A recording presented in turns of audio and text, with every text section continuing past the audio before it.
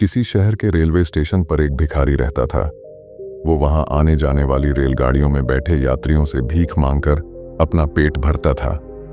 एक दिन जब वह भीख मांग रहा था तो सूट बूट पहने एक लंबा सा व्यक्ति उसे दिखा। उसने सोचा कि यह व्यक्ति बहुत अमीर लगता है, इससे भीख मांगने पर यह मुझे जरूर अच्छे पैसे देगा।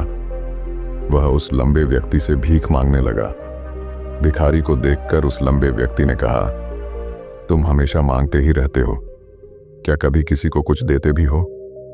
भिखारी बोला, साहब मैं तो भिखारी हूं, हमेशा लोगों से मांगता ही रहता हूं, मेरी इतनी औकात कहां कि किसी को कुछ दे सकूं। लंबा व्यक्ति बोला, जब किसी को कुछ दे नहीं सकते तो तुम्हें मांगने का भी कोई हक नहीं है।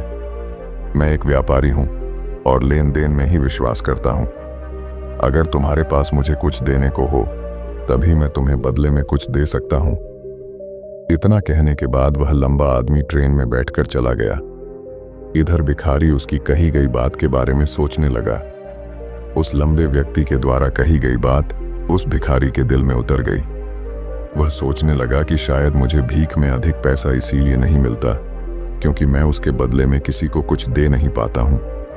लेकिन मैं तो भिखारी हूं, किसी को कुछ देने लायक भी नहीं हूं। लेकिन कब तक मैं लोगों को बिना कुछ दिए केवल मांगता ही रहूंगा? बहुत सोचने के बाद उस भिखारी ने निर्णय किया कि जो भी व्यक्ति उसे भीख देगा उसके बदले में वह भी उस व्यक्ति को कुछ जरूर देगा। लेकिन अब उसके दिमाग में यह प्रश्न चल रहा था कि वह खुद भिखारी है तो भीख के बदले में वह दूसरों को क्या दे सकता है। इस बात को सोचते हुए 2 दिन हो गए, लेकिन उसे अपने प्रश्न का कोई उत्तर नहीं मिला था। तीसरे दिन जब वह स्टेशन के पास बैठा हुआ था तभी उसकी नजर कुछ फूलों पर पड़ी जो स्टेशन के आसपास के पौधों पर खिल रहे थे। उसने सोचा, क्यों ना मैं लोगों को भीख के बदले कुछ फूल दे दिया करूं। उसको अपना यह विचार अच्छा लगा और उसने वहां से कुछ फूल तोड़ लिए। अब वह ट्रेन में भीख मांगने पहुंचा। अब जब भी कोई उसे भीख देता तो उसके बदले में वह भीख देने वाले को कुछ फूल दे देता। उन फूलों को लोग खुश होकर अपने पास रख लेते थे। अब भिखारी रोज फूल तोड़ता और भीख के बदले में उन फूलों को लोगों में बांट देता था। कुछ ही दिनों में उसने महसूस किया कि अब उसे बहुत अधिक लोग भीख देने लगे हैं। वह स्टेशन के पास के सभी फूलों को तोड़ लाता था। जब तक उसके पास फूल रहते थे तब तक उसे बहुत से लोग भीख देते थे, लेकिन जब फूल बांटते बांटते खत्म हो जाते तो उसे भीख भी नहीं मिलती थी। अब रोज ऐसा ही चलता रहा। एक दिन जब वह भीख मांग रहा था तो उसने देखा कि वही लंबा व्यक्ति ट्रेन में बैठा है जिसकी वजह से उसे भीख के बदले फूल देने की प्रेरणा मिली थी। वह तुरंत उस व्यक्ति के पास पहुंच गया और भीख मांगते हुए बोला, आज मेरे पास आपको देने के लिए कुछ फूल हैं, आप मुझे भीख दीजिए तो बदले में मैं आपको कुछ फूल दूंगा। उस लंबे व्यक्ति ने उसे भीख के रूप में कुछ पैसे दे दिए और भिखारी ने कुछ फूल उसे दे दिए। उस लंबे व्यक्ति को यह बात बहुत पसंद आई। वह बोला, वाह क्या बात है, आज तुम भी मेरी तरह एक व्यापारी बन गए हो। इतना कहकर फूल लेकर वह लंबा व्यक्ति अपने स्टेशन पर उतर गया। लेकिन उस लंबे व्यक्ति द्वारा कही गई बात एक बार फिर से उस भिखारी के दिल में उतर गई। वह बार बार उस लंबे व्यक्ति के द्वारा कही गई बात के बारे में सोचने लगा और बहुत खुश होने लगा। उसकी आंखें अब चमकने लगीं। उसे लगने लगा कि अब उसके हाथ सफलता की वह चाबी लग गई है जिसके द्वारा वह अपने जीवन को बदल सकता है। वह तुरंत ट्रेन से नीचे उतरा और उत्साहित होकर बहुत तेज आवाज में ऊपर आसमान की तरफ देखकर बोला, मैं भिखारी नहीं हूं, मैं तो एक व्यापारी हूं, मैं भी अमीर बन सकता हूं। लोगों ने उसे देखा तो सोचा कि शायद यह भिखारी पागल हो गया है और अगले दिन से वह भिखारी उस स्टेशन पर फिर कभी नहीं दिखा। लेकिन 6 महीने बाद इसी स्टेशन पर 2 व्यक्ति सूट बूट पहने हुए यात्रा कर रहे थे। दोनों ने एक दूसरे को देखा तो उनमें से एक ने दूसरे से हाथ मिलाया और कहा, क्या आपने मुझे पहचाना?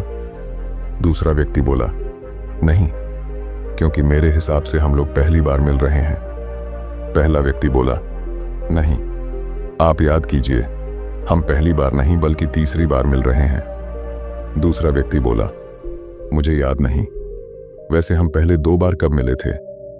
अब पहला व्यक्ति मुस्कुराया और बोला, हम पहले भी 2 बार इसी ट्रेन में मिले थे।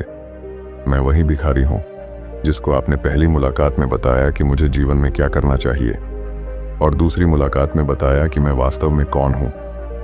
दूसरा व्यक्ति मुस्कुराया और अचंभित होते हुए बोला, ओह, याद आया, तुम वही भिखारी हो जिसे मैंने एक बार भीख देने से मना कर दिया था और दूसरी बार मैंने तुमसे कुछ फूल खरीदे थे। लेकिन आज तुम ये सूट बूट में कहाँ जा रहे हो और आजकल क्या कर रहे हो? तब पहला व्यक्ति बोला, हाँ, मैं वही भिखारी हूं, लेकिन आज मैं फूलों का एक बहुत बड़ा व्यापारी हूं और इसी व्यापार के काम से ही दूसरे शहर जा रहा हूं। कुछ देर रुकने के बाद वह फिर बोला, आपने मुझे पहली मुलाकात में प्रकृति का वह नियम बताया था जिसके अनुसार हमें तभी कुछ मिलता है जब हम कुछ देते हैं। लेन देन का यह नियम वास्तव में काम करता है। मैंने यह बहुत अच्छी तरह महसूस किया है, लेकिन मैं खुद को हमेशा भिखारी ही समझता रहा। इससे ऊपर उठकर मैंने कभी सोचा ही नहीं। और जब आपसे मेरी दूसरी मुलाकात हुई तब आपने मुझे बताया कि मैं एक व्यापारी बन चुका हूं। अब मैं समझ चुका था कि मैं वास्तव में एक भिखारी नहीं बल्कि व्यापारी बन चुका हूं। मैंने समझ लिया था कि लोग मुझे इतनी भीख क्यों दे रहे हैं, क्योंकि वह मुझे भीख नहीं दे रहे थे बल्कि उन फूलों का मूल्य चुका रहे थे। सभी लोग मेरे फूल खरीद रहे थे क्योंकि इससे सस्ते फूल उन्हें कहाँ मिलते। मैं लोगों की नज़रों में एक छोटा व्यापारी था, लेकिन मैं अपनी नज़रों में एक भिखारी ही था। आपके बताने पर मुझे समझ आ गया कि मैं एक छोटा व्यापारी हूँ। मैंने ट्रेन में फूल बांटने से जो पैसे इकट्ठे किए थे उनसे बहुत से फूल खरीदे और फूलों का व्यापारी बन गया। यहाँ के लोगों को फूल बहुत पसंद है और उनकी इसी पसंद ने मुझे आज फूलों का एक बहुत बड़ा व्यापारी बना दिया। दोनों व्यापारी अब खुश थे और स्टेशन आने पर साथ उतरे और अपने अपने व्यापार की बात करते हुए आगे बढ़ गए। दोस्तों, इस कहानी से हमें बहुत कुछ सीखने को मिलता है। कहानी में लंबा व्यापारी गिव एंड टेक के नियम को बहुत अच्छी तरह जानता था। दुनिया के सभी बड़े व्यापारी इसी जीवन के नियम का उपयोग करके सफल हुए हैं। इस फॉर्मूले को उसने भिखारी को भी बताया। भिखारी ने इस प्राकृतिक नियम को अपना लिया और इसका असर उसके जीवन में साफ दिखाई देने लगा। उसने अपनी सोच बदली और उसकी जिंदगी बदल गई। यह कहानी हमें बताती है कि हम यदि अपनी सोच बदल लें तो कुछ भी हासिल किया जा सकता है। यदि हम खुद को छोटा समझते रहेंगे तो हम हमेशा छोटे ही बने रहेंगे। बड़ा बनने के लिए हमें अपनी सोच को बदलना होगा और खुद के बारे में बड़ा सोचना होगा। कहानी का सार यह है कि सफलता आपकी सोच में छुपी होती है। खुद का आत्मसम्मान जगाइए, अपनी सोच को बड़ा बनाइए और देखिए कैसे आप सफलता के शिखर पर पहुंच जाते हैं।